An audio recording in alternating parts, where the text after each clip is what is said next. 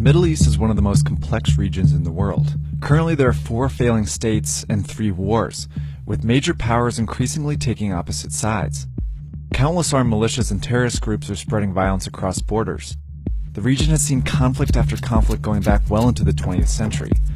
But among all the uprisings, civil wars, and insurgencies, 2 countries always seem to be involved: Saudi Arabia and Iran. They're bitter rivals, and their feud is the key to understanding conflicts in the Middle East. The Saudis and Iranians have never actually declared war on each other. Instead, they fight indirectly by supporting opposing sides in other countries and inciting conflicts. This is known as proxy warfare, and it's had a devastating effect on the region. Countries, especially poor ones, can't function if there are larger countries pulling strings within their borders. Both the Saudis and the Iranians see these civil wars as both tremendous threats and also potentially enormous opportunities. The Saudi-Iranian rivalry has become a fight over influence, and the whole region is a battlefield. It's why the rivalry is being called a Cold War.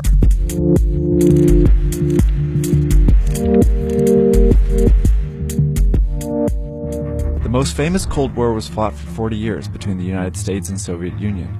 Looking forward to the day when their flag would fly over the entire world. They never declared war on each other, but clashed in proxy wars around the world. Each side supported dictators, rebel groups, and intervened in civil wars to contain the other. Like the US and Soviet Union, Saudi Arabia and Iran are 2 powerful rivals. But instead of fighting for world dominance, they're fighting over control of the Middle East. In order to understand the Saudi-Iranian rivalry, let's go back to the origins of each country. In the early 1900s, the Arabian Peninsula was a patchwork of tribes under the control of the Ottoman Empire. After World War I, the empire collapsed, leaving these tribes to fight each other over power. One tribe from the interior, the Al Saud, eventually conquered most of the peninsula.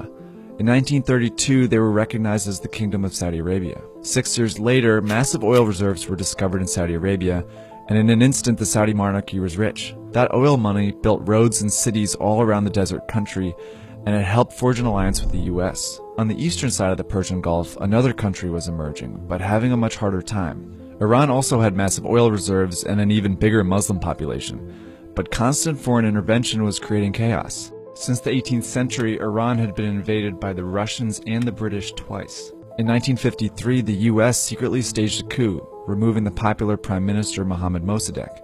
In his place, they propped up a monarch, Reza Shah, who was aggressively reforming Iran into a secular, westernized country. But he harbored corruption and terrorized the population with his secret police, the Savak. By the 1970s, both Saudi Arabia and Iran had oil-based economies and had governments heavily backed by the US.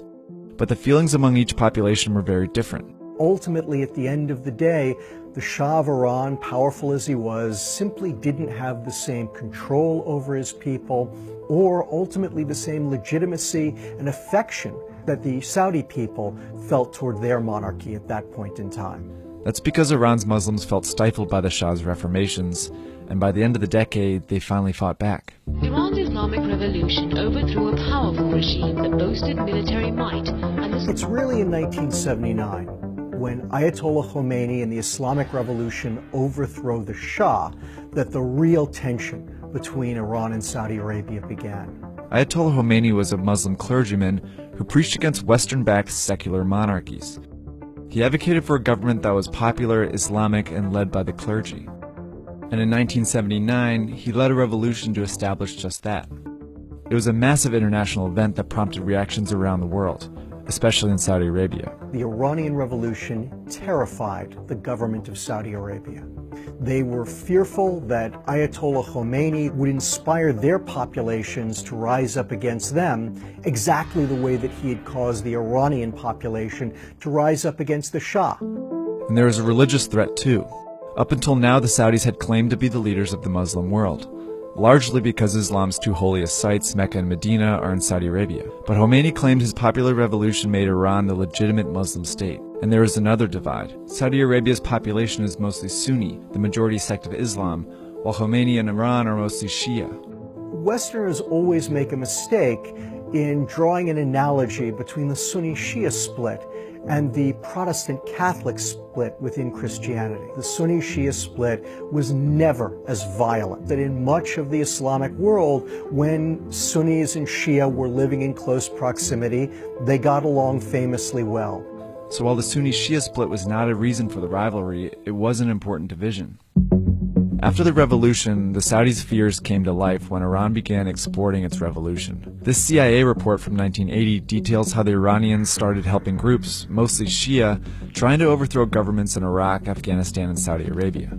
And they prompted the Saudis to redouble their efforts to fight against Iran. They bolstered their alliance with the US and formed the GCC, an alliance with other Gulf monarchies. The stage was set for conflict. War in the Gulf. Iraq invaded Iran in 7 areas. With a 5-to-1 superiority, Iraqi forces moved quickly. The rise of Iran as a regional power threatened other neighboring countries as well. In September 1980, Iraq, under the rule of dictator Saddam Hussein, invaded Iran. He was hoping to stop the Iranian Revolution, gain power, and annex some of Iran's oil reserves. But they didn't get far. The war bogged down into a stalemate, complete with trench warfare, chemical weapons, and heavy civilian casualties. When Iran started winning, the Saudis panicked and came to Iraq's rescue. They provided money, weapons, and logistical help. And so it becomes critical to the Saudis that they build up Iraq and build it up into a wall that can hold back the Iranian torrent that they have unleashed. This Saudi help allowed Iraq to fight until 1988. By then, nearly 1 million people had died. The Iranians largely blamed the Saudis for the war, and the feud escalated. Fast forward 15 years, and Iraq again became the scene of a proxy war. In 2003, the US invaded Iraq and overthrew Saddam Hussein. Neither Saudi Arabia or Iran wanted this to happen, since Iraq had been acting as a buffer between them.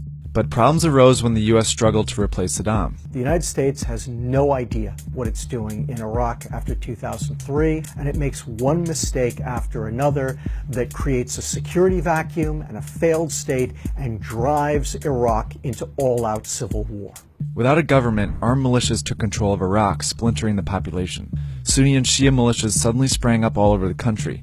Many were radical Islamist groups who saw an opportunity to gain power amidst the chaos.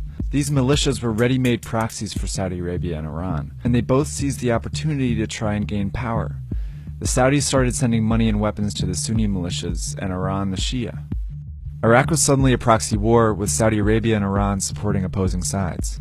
That trend continued into the Arab Spring, a series of anti-monarchy, pro-democracy protests that swept through the Middle East in 2011.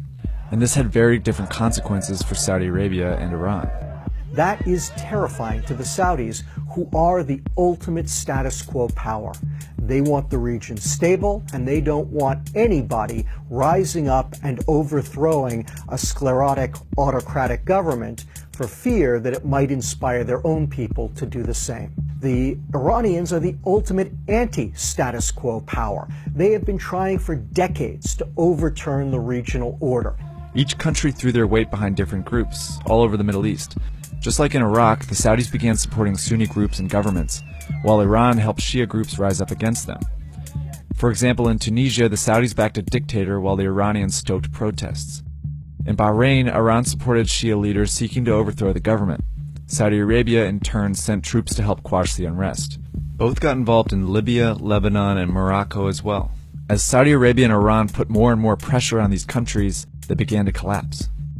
Now the feud has gone a step further, with both countries deploying their own militaries. In Yemen, the Saudi military is on the ground helping the central government. They are fighting the rebels called the Houthis, who are an Iranian proxy group. And the reverse is happening in Syria. The Iranian military is fighting side by side with militias, some of them extremist groups like Hezbollah, in support of dictator Bashar al-Assad. They are fighting rebel Sunni groups who are Saudi proxies. The more civil wars that broke out in the Middle East, the more Saudi Arabia and Iran became involved. Neither the government of Saudi Arabia nor the government of Iran are looking for a fight. But the problem is that these civil wars create circumstances that no one could have predicted. Both the Iranians and the Saudis feel their vital national interests are threatened, are in jeopardy, because of different things going on in these civil wars, things that they blame each other for. Now the Cold War is drawing in other countries.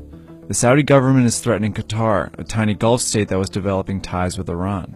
Meanwhile, in Syria and Iraq, the terrorist group ISIS is nearing defeat, and both the Saudis and Iranians are angling to take control of that territory. It's a Cold War that's becoming incredibly unpredictable. As the Middle East continues to destabilize, it's hard to say how far these countries will go.